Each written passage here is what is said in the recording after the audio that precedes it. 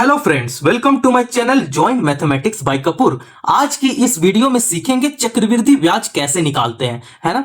चक्रवृद्धि ब्याज होता क्या है? तो आप मानकर चलो कि आप बैंक से लोन लेते हो, ठीक है। तो बैंक जो आपको लोन देती है वो कंपाउंड इंटरेस्ट में देती है, चक्रवृद्धि ब्याज में देती है, ठीक है। तो इसको हम लोग इंग्लिश में क्या बोलते हैं? चक्रवृद्धि ब्याज को कंपाउंड इंटरेस्ट बोलते हैं।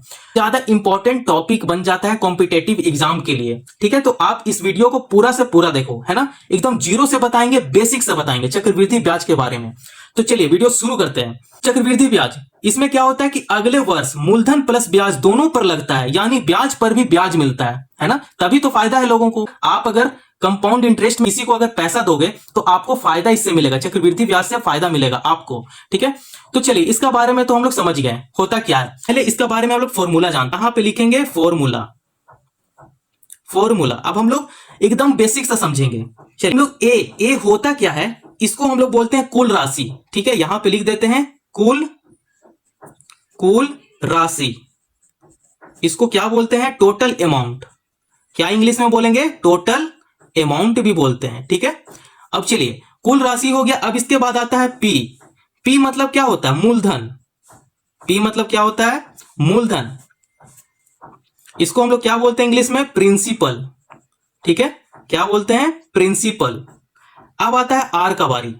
इसको बोलते हैं ब्याज दर। ब्याज दर, इसको हम लोग इंग्लिश में क्या बोलते हैं? रेट बोलते हैं, है ना। अब आता है टी। यहां पे देख लीजिए, अब आता है टी मतलब क्या होता है? समय। समय को इंग्लिश में क्या बोलेंगे? टाइम, ठीक है, टाइम। बस अब आपको इतना ही जानना था। अब इसी से रिलेटेड एक फॉर्मूला बनेगा। वो क्या होता है फॉर्मूला? यहां पे देखते हैं भाई। ए बराबर पी को हम लोग यहां पे क्या बोले? मूलधन। तो यहां पे लिख देते हैं मूलधन हो गया, ब्रैकेट 1 प्लस रेट होता है, ठीक है, रेट ब्याज दर। यहां पे लिखेंगे आर, यहां पे साइड में लिख देते हैं ब्याज दर, ठीक है। बट्टा में क्या हो जाएगा? 100, ठीक है। और पावर क्या हो जाएगा? समय। ठीक है, समय। इसका एक फॉर्मूला यहां पे देख लेते हैं। यहां पे हिंदी भी लिख दिया, यहां पे इंग्लिश इसलिए लिख रहे हैं ताकि आपको अच्छा से समझ में आ जाए, है ना। तो चलिए एक इंग्लिश में यहां पे लिख देते हैं। ए बराबर पी ब्रैकेट करेंगे 1 प्लस आर बट्टा 100 करेंगे, पावर टी हो गया। बस यही था फॉर्मूला। ये बहुत ही ज्यादा इंपॉर्टेंट फॉर्मूला है। आप इसे रट लो, चाहे याद कर लो, चाहे आप फोन का गैलरी में सेव कर लो, कुछ भी कर लो, बस ये वाला आपका दिमाग में रहना चाहिए ये, क्योंकि आगे का जो प्रश्न बनने वाला सिर्फ इस पे बनेगा, ठीक है। तो चलिए अब हम लोग बेसिक सा समझ गए क्या होता है, इसका फॉर्मूला भी हम लोग जान गए हैं। यहां पे लिख देते हैं इंपॉर्टेंट फॉर्मूला, ठीक है, इंपॉर्टेंट फॉर्मूला। यहां पे आप नोट कर लीजिए, इसको बोलते हैं चक्रवृद्धि ब्याज, ठीक है, चक्रवृद्धि ब्याज। इसको हम लोग इंग्लिश में क्या बोलेंगे? कंपाउंड इंटरेस्ट बोलेंगे। इसका फॉर्मूला होता है, क्या होता है? यहां पे लिखेंगे कुल राशि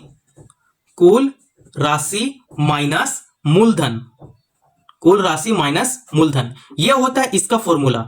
अगर यहां पे इंग्लिश में लिख दें तो यहां पे होता है CI बराबर A माइनस मूलधन क्या होता है? P होता है।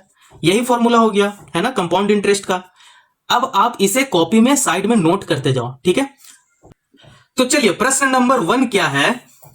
10,000 की राशि को 2 वर्षों के लिए 10% वार्षिक चक्रवृद्धि ब्याज पर निवेश किया गया। अंत में प्राप्त राशि और चक्रवृद्धि ब्याज ज्ञात कीजिए, ठीक है। चक्रवृद्धि ब्याज ज्ञात करना है। तो चलिए हम लोग इसे सॉल्व करते हैं। तो पहले आपको क्या बताए थे? ए, पी और टी और आर क्या होता है उसे हम लोग यहां पे लिख लेंगे, क्या क्या दिया हुआ है। तो चलिए यहां पे लिखेंगे हल लिखिए। चलिए तो शुरू करते हैं। पहले हम लोग को क्या दिया हुआ है? प्रिंसिपल दिया हुआ है, ठीक है। प्रारंभिक राशि मतलब टोटल अमाउंट कितना है? पी दिया हुआ है, टोटल अमाउंट है 10,000, ठीक है, 10,000। अब ब्याज दर मतलब आर, ठीक है, आर दिया हुआ है कितना? 10%। यहां पे लिखेंगे 10%, ठीक है।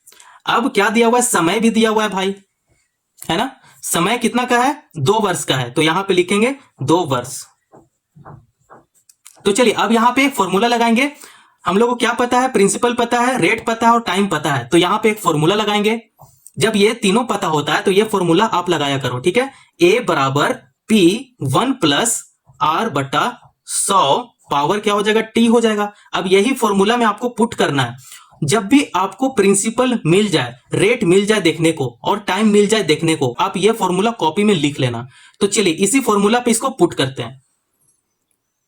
ए बराबर P क्या है हमारा 10,000 है, तो यहां पे लिख देंगे 10,000, ब्रैकेट है 1 प्लस रेट, रेट कितना है 10 का है बटा 100 है, यहां पे 100 कर लेंगे। समय कितना दिया गया है 2 वर्ष का है, तो यहां पे 2 कर लेंगे। ठीक है, आसान है। तो चलिए सॉल्व करते चलते हैं इसको। तो यहां पे लिख देंगे 10,000, जीरो से ये जीरो को कैंसिल करेंगे, 10 1 से क्या करेगा मल्टीप्लाई करेगा, प्लस 1 करेगा, तो ये हो जाएगा 11 बटा और में क्या है 2 है, तो यहां पे 2 कर देंगे, है ना।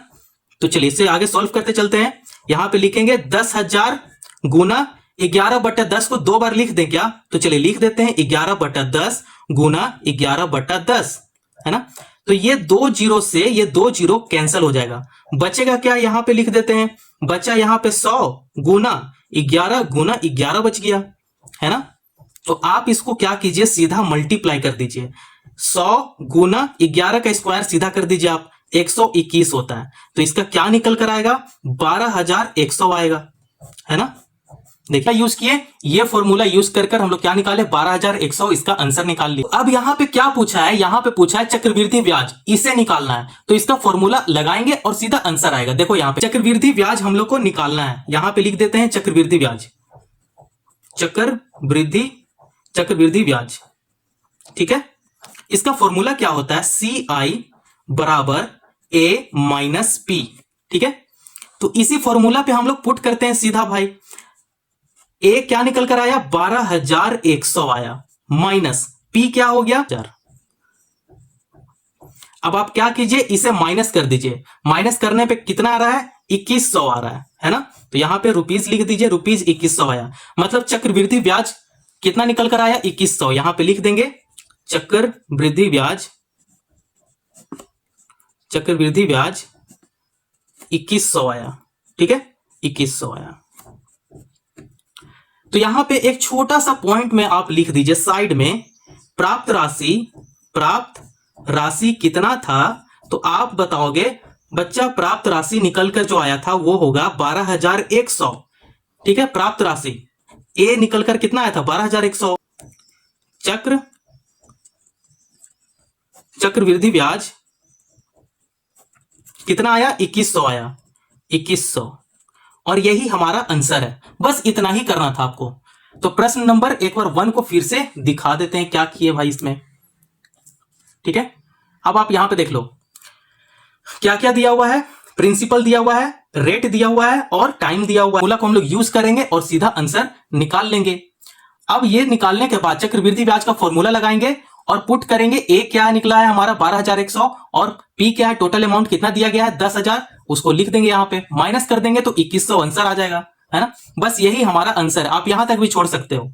ठीक है, तो बस आज की इस वीडियो में इतना ही रहने देते हैं। चक्रवृद्धि ब्याज पे प्रश्न नंबर 2 भी लेकर आएंगे। तो वीडियो पसंद आया तो चैनल को जरूर सब्सक्राइब कर सकते हैं और दोस्तों को भी शेयर कर सकते हैं। धन्यवाद।